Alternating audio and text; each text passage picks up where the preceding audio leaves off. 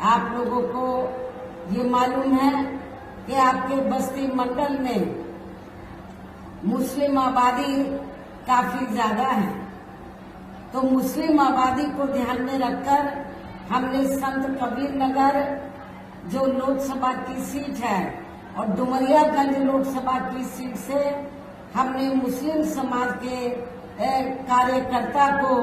Party के सिपाही को, कार्यकर्ता को यहाँ से अपना प्रत्याशी बनाया है। और आपके इधर बस्ती लोकसभा की सीट में अति पिछड़े वर्ग का वोट काफी ज्यादा है, इसलिए हमने यहाँ कुर्मी समाज के अपने कार्यकर्ता को यहाँ अपना प्रत्याशी बनाया है। हालांकि आज यहाँ आपकी इकट्ठा हुई अपार भीड़, वह भीड़ के जबरदस्त जोश को भी देखकर अब मुझे भी ये काफी हद तक भरोसा हो गया है कि पिछली बार की तरह इस बार भी आप लोग अपने प्रदेश से या लोकसभा आम चुनाव में अपनी पार्टी का बेहतर रिजल्ट जरूर लाएंगे। इसके लिए अब मैं आप लोगों का ध्यान कुछ जरूरी बातों की तरफ दिलाना चाहती हूँ और इस संबंध में विशेषकर मैं कांग्रेस, बीजेपी व इनके अन्य सभी सहयोगी दलों के बारे में ये कहना चाहूंगी कि आजादी के बाद शुरू में केंद्र व देश के काफी राज्यों में भी ज्यादातर सत्ता यहाँ कांग्रेस पार्टी के ही हाथों में केंद्रित रही है, किंतु इनकी अधिकांश मामलों में रही गलत नीतियों एवं गलत कार्य प्रणाली आदि की वजह से फिर इस पार्टी को केंद्र में काफी राज्यों की भी सत्ता से बाहर होना पड़ा है तथा यही स्थिति इनकी सहयोगी पार्टियों की भी बनी रही है, जिसके कारण ही फिर पिछले कुछ वर्षों से बीजेपी व इनके सहयोगी दल केंद्र एवं काफी राज्यों की भी सत्ता में काबिज हो गए हैं, लेकिन इनकी भी ज्यादातर रही जातिवादी, पूंजीवादी, संकीर्ण, सांप्रदायिक व द्वेषपूर्ण नीतियों एवं कार्य प्रणाली आदि से तथा इनकी कथनी व करनी में भी काफी अंतर होने की वजह से अब ऐसा लगता है इस बार ये पार्टी भी यानी कि भारतीय जनता पार्टी भी केंद्र की सत्ता में आसानी से वापस आने वाली नहीं है, बशर्ते यदि ये चुनाव इस बार फ्री एंड फेयर होता है, पूरे तौर से फ्री एंड फेयर होता है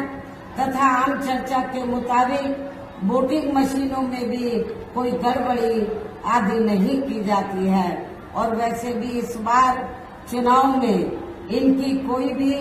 पुरानी व नई चल रही नाटकबाजी, जुमलेबाजी व गारंटी आदि काम में आने वाली नहीं है, क्योंकि अब देश की जनता काफी हद तक इस बात को समझ चुकी है कि इनकी पार्टी ने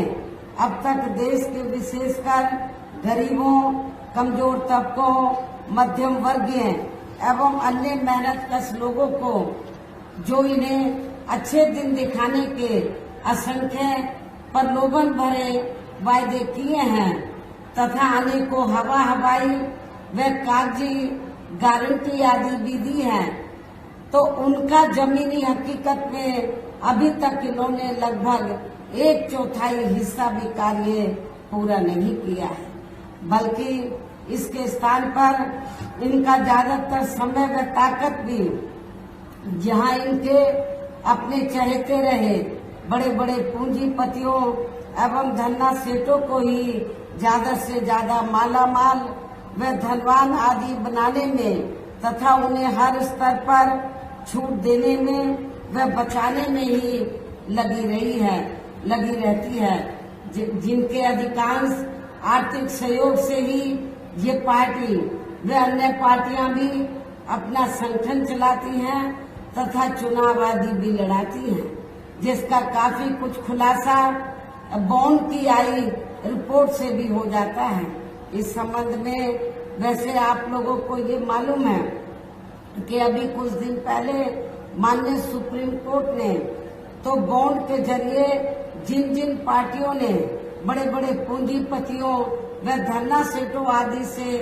पैसा लिया है तो उसकी रिपोर्ट का खुलासा किया है। और रिपोर्ट में क्या आया कि पूरे देश में तो बीएसपी को छोड़कर कांग्रेस, बीजेपी व अन्य और विरोधी पार्टियां इन्होंने इस देश के बड़े बड़े पूंजीपतियों व धरना सेठों से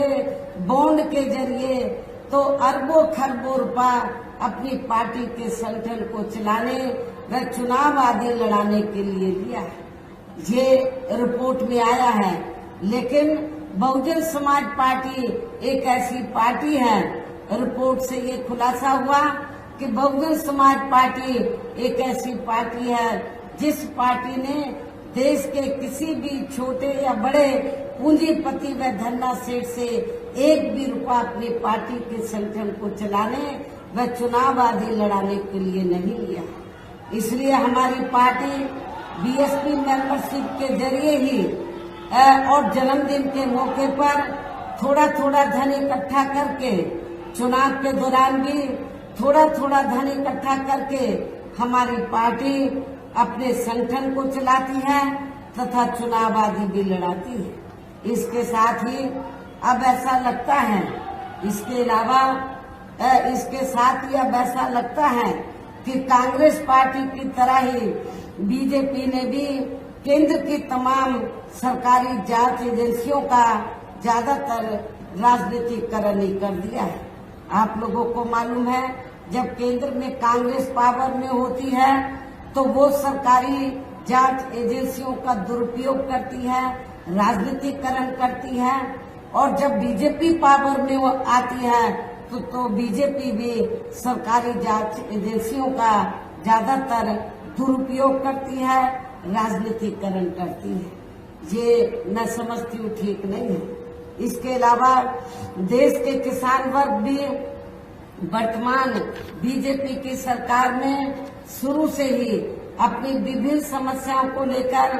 काफी ज्यादा दुखी व परेशान रहे हैं और अभी भी हैं। जबकि यूपी में 4 बार हमारी पार्टी की रही सरकार ने इनके हितों का भी हर स्तर पर विशेष ध्यान रखा है। और इतना ही नहीं, आप लोगों को ये भी मालूम है, हमारी पार्टी ने अपनी चारों हुकूमतों के दौरान तो किसानों को समय से हमने खेती करने के लिए सस्ते साधन उपलब्ध कराए हैं और उनकी फसल का भी समय से हमने उचित दाम दिया है, जो अब आपको किसी भी पार्टी की सरकार में या मिलता हुआ नजर नहीं आ रहा है। इतना ही नहीं, बल्कि केंद्र में पूर्व की रही कांग्रेसी सरकार की तरह ही वर्तमान भाजपा सरकार में भी इनकी जातिवादी, हीन, सांप्रदायिक एवं पूंजीवादी सोच व नीतियों के चलते ही पूरे देश में सर्व समाज में से खासकर गरीबों, दलितों, आदिवासियों, पिछड़े वर्गों, मुस्लिम एवं अन्य धार्मिक अल्पसंख्यक समाज के लोगों का भी पूर्ण रूप से विकास व उत्थान आदि नहीं हो सका है। और इस संदर्भ में वैसे आप लोगों को ये मालूम है कि पूरे देश में यहाँ दलितों, आदिवासियों एवं अन्य पिछड़े वर्गों का सरकारी नौकरियों में वर्षों से अधूरा पड़ा आरक्षण का कोटा भी अभी तक पूरा नहीं भरा गया है। विशेषकर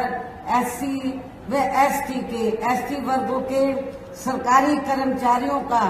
पदोन्नति में आरक्षण भी अब काफी हद तक प्रभावहीन बना दिया गया है। और आप लोगों को ये मालूम है, जब समाजवादी पार्टी सत्ता में थी तो समाजवादी पार्टी ने इन वर्गों के कर्मचारियों का पदोन्नति में आरक्षण बिल्कुल ही समाप्त कर दिया था, खत्म कर दिया था। तो क्या आप लोग दलित और आदिवासी लोग क्या आप लोग ऐसी समाजवादी पार्टी को वोट देंगे? मैं समझती हूँ कि आप लोग बिल्कुल भी ऐसी पार्टी को माफ नहीं करेंगे, वोट नहीं देंगे। साथ ही केंद्र व राज्यों में भी विरोधी पार्टियों की रही सरकारों में इन सभी वर्गों को प्राइवेट सेक्टर में आरक्षण दिए जाने की व्यवस्था किए बिना ही इनकी सरकारों के ज्यादातर सरकारी कार्य अब प्राइवेट सेक्टर के जरिए ही इनके बड़े बड़े पूंजीपतियों व धन्ना सेठों आदि को ही दिए जाने के कारण अब इनको पूरे देश में आरक्षण का बहुत कम ही लाभ मिल पा रहा है। इसी प्रकार इनका अन्य और मामलों में भी शोषण में उत्पीड़न आदि होना अभी तक भी बंद नहीं हुआ है। इसके साथ साथ मुस्लिम व अन्य धार्मिक अल्पसंख्यक समाज के लोगों की भी हालत हर स्तर पर यहाँ काफी ज्यादा खराब व दयनीय ही बनी हुई है।